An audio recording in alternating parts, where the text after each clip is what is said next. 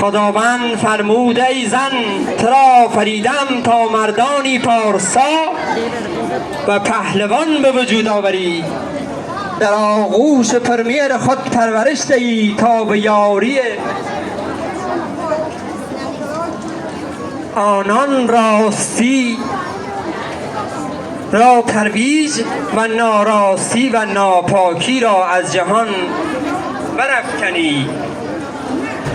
حضرت فردوسی می‌فرماید زنان را همین بس بود یک هنر، نشینند زایند شیران نر.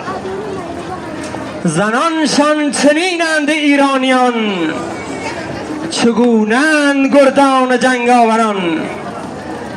عجب ماده شیرانی هستند زنان بختیاری، در رزم دوشا دوش مردان می جنگند، در شادی می رقصند و پای می کوبند. در غم سوگینه می خوانند و گیس می برند و در زندگی هم پای مردان تلاشگر و یاریگر زحمتکش هستند.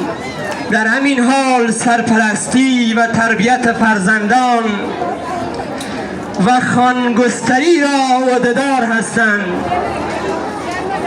کوچ مادر غمگین ترین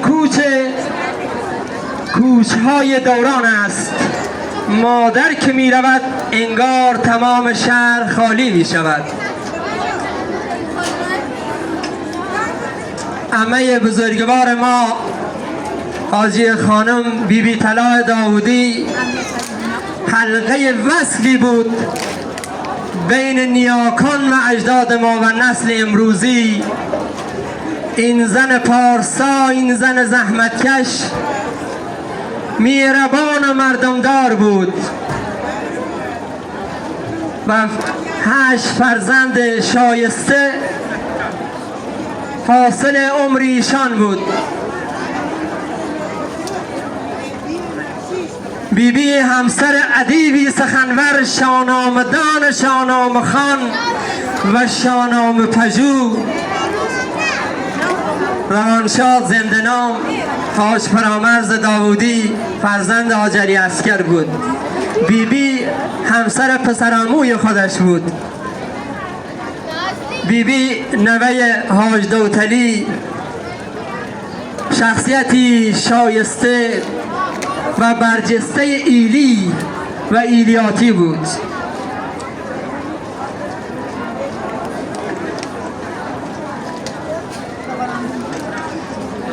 به روان پاک و سپند اهورایی‌اش درود میفرستیم و جمیعاً میخوانیم رحمن الله تعالی من قبل الفاتحه من صلوات.